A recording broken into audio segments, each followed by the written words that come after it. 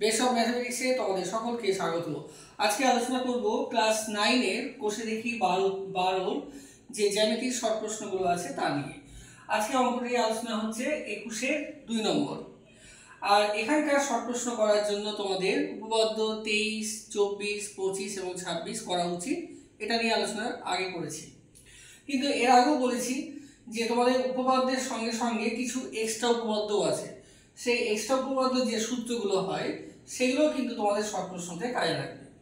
তো যাই হোক, এখানে যে অঙ্কটি বলেছে সেটা হচ্ছে পি কিউ আর এস একটি সামান্তরিক এবং প্রত্যেকটা বাহুর মধ্যবিন্দু বলা হয়েছে। যেমন পি কিউর মধ্যবিন্দু হচ্ছে এ, কিউ আর বাহুর মধ্যবিন্দু বি, এস আর এর মধ্যবিন্দু সি এবং এস পি এর মধ্যবিন্দু ডি। তারপর A B, B C, C D এবং এডি যোগ করা হলো।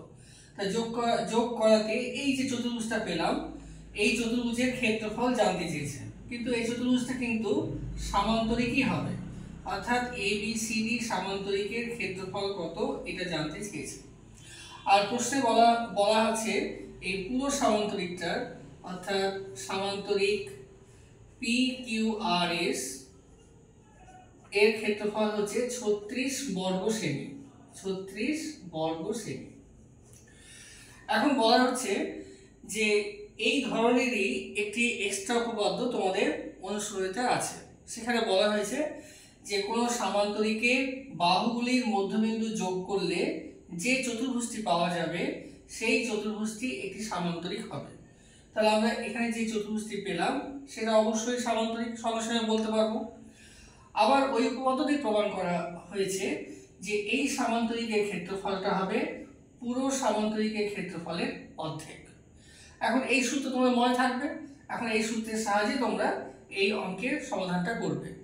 আর যখন তোমরা এক্সট্রা উপপাদ্য করবে তখন তো কিভাবে হলো সেটা আমরা প্রমাণ করব, কিন্তু এই শর্ট প্রশ্ন করার সময় তোমাদেরকে কিভাবে হলো সেটা প্রমাণ না করলেও হবে, শুধুমাত্র সূত্রটা মনে রাখবে। সূত্রটা কি? এ বি সি ডি এই সামান্তরিকের ক্ষেত্রফল হবে পুরো সামান্তরিকের ক্ষেত্রফলের অর্ধেক।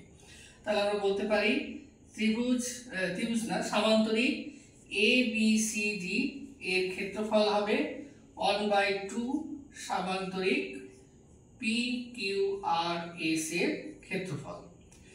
তাহলে 1/2 হলো, ইনটু দিলাম পি কিউ আর এস এর ক্ষেত্রফল বলা হয়েছে প্রশ্নে 36 বর্গ সেমি। তাহলে এখানে 36 বসিয়ে দাও, কে দাও 18, তাহলে হবে 18 বর্গ সেমি।